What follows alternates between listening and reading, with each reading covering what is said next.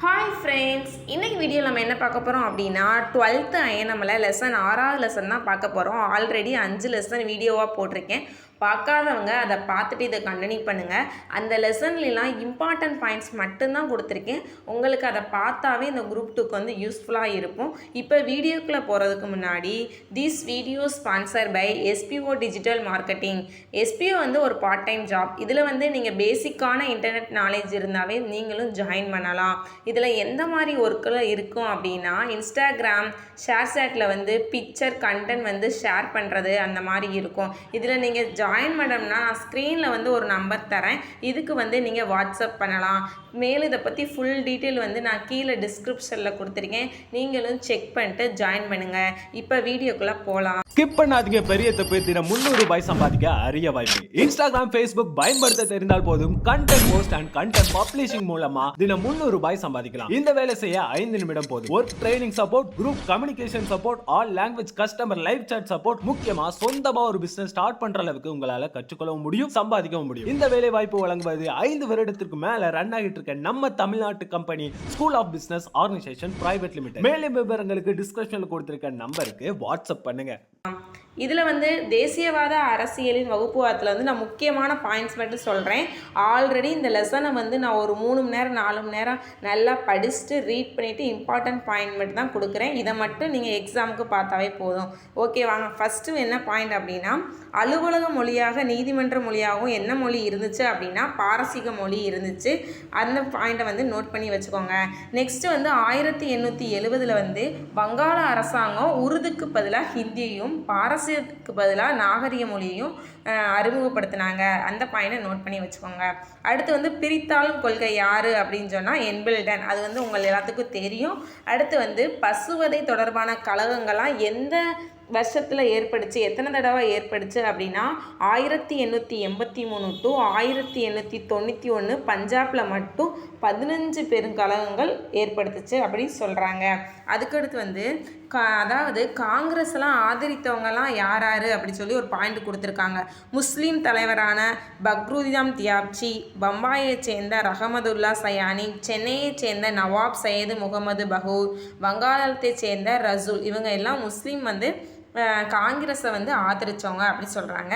Next முக்கியமான point வந்து பஞ்சாப் இந்து சபையின் முதன்மை தகவல் ஆணையராக யார் கொண்டு வந்தாங்க அப்படின்னா பஞ்சாப் சபையினாவே 1909 லால் சந்த். அந்த பாயிண்டை வந்து நோட் பண்ணி வச்சுக்கோங்க, ஏன்னா அது முக்கியமான பாயிண்ட். அடுத்து வந்து கணபதி விழா, கணபதி வழிபாடு இதெல்லாம் யார் அறிமுகப்படுத்தினா அப்படின்னா நம்ம திலகர் தான் அறிமுகப்படுத்தினார். அந்த பாயிண்ட் ரொம்ப முக்கியம், அதனால அதை நோட் பண்ணி வச்சுக்கோங்க. லக்னோ ஒப்பந்தம் வந்து 1916, அதுவும் வந்து முக்கியமான பாயிண்ட்.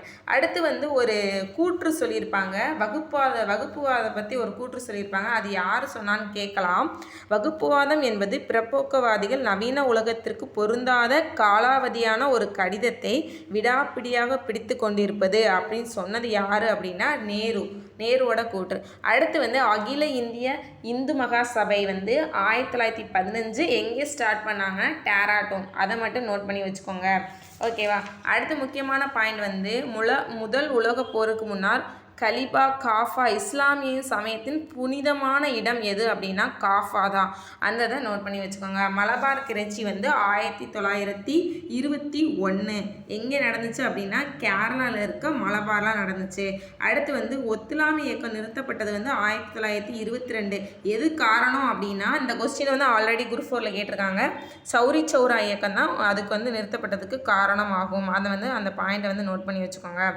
அடுத்த முக்கியமான பாயிண்ட் வந்து இந்த ஃபஸ்ட்டு இந்த ஐக்கிய மாநாடு வகுப்புவாதத்தில் வந்து சென்னையை சேர்ந்த பிரதிநிதிகள் வந்து 6.6 விழுக்காடு மட்டும்தான் கலந்துக்கிட்டாங்க அப்படின்னு சொல்லியிருக்காங்க. அது வந்து ரொம்ப முக்கியம். அடுத்து வந்து சைடில் பாருங்கள், ஜின்னா வந்து ஒரு கூற்று சொல்லியிருப்பார். ஆல்ரெடி நான் 10th இந்த கொஸ்டின் நான் சொல்லியிருக்கேன். அதாவது இந்து முஸ்லீம் ஒற்றுமையின் தூதுவர் ஜின்னா அப்படின்னு புகழாரம் சொன்னது யாருன்னா சரோஜினி நாயுடு. அந்த பாயிண்ட் வந்து ரொம்ப முக்கியம். அடுத்து பார்க்க போகிறது வந்து ராஷ்ட்ரிய சுயசேவா சங்கம் 1925 யார் 3 பேர் சேர்ந்து இது பண்ணியிருக்காங்க, விடி சவார்கர், கோல்வார்கர், ஹெட்வேக்கர் இவங்க 3 பேர் சேர்ந்து தான் இந்த அமைப்பை வந்து உருவாக்கியிருக்காங்க. அந்த பாயிண்ட் வந்து ரொம்ப முக்கியம். அடுத்து வந்து மீட்பு நாளாக வந்து எப்போ லின்லித்தோ அப்போ வந்து அரச பிரதிநிதியாக இருந்திருக்காரு. முதல் உலகப்போர் வந்து நம்ம ஆல்ரெடி பார்த்துருக்கோம். அதே மாதிரி 2ஆம் உலகப்போர் எப்போ வெடித்தது அப்படின்னா 1939. ஓகேவா. அடுத்து வந்து நேரடி நடவடிக்கை நாள் வந்து வருஷம் வந்து ஆல்ரெடி குரூப் 4ல் கேட்டிருக்காங்க. 1946 ஆகஸ்ட் 16. அந்த பாயிண்டை வந்து நோட் பண்ணி வச்சுக்கோங்க.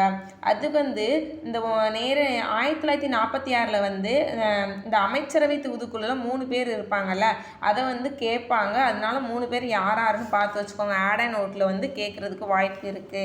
ஓகேவா. அடுத்து வந்து பின்னாடி அதே தான் கொடுத்துருக்காங்க. நேரடி நடவடிக்கை நாள் வந்து ஆகஸ்ட் 16 சொல்லி கொடுத்துருக்காங்க. அடுத்து வந்து வேவல் பிரவியை தொடர்ந்து யார் அரச பிரதிநிதியாக வந்தாங்கன்னா மவுண்ட் பேட்டன். அந்த லைன் வந்து பார்த்துக்கோங்க. வேவலுக்கு அடுத்து யார் வந்தா, மவுண்ட் பேட்டன். வேவலுக்கு முன்னாடி யார் வந்தா, அந்த இதை வந்து பார்த்து வச்சுக்கோங்க. அதுக்கப்புறம் நான் வந்து எப்பயும் போல் 1 நாட் கொடுத்துருக்கேன். இதை பார்த்து வீடியோவை பார்த்துட்டு இதை வந்து நோட் பண்ணி குறித்து வச்சுக்கோங்க. ஓகே, அவ்வளோதான் ஃப்ரெண்ட்ஸ். நெக்ஸ்ட் வீடியோவில் அடுத்த 7வது லெசன் பார்க்கலாம்.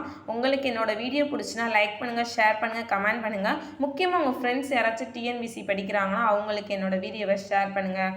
ஓகே, பாய். நெக்ஸ்ட் வீடியோவில் பார்க்கலாம்.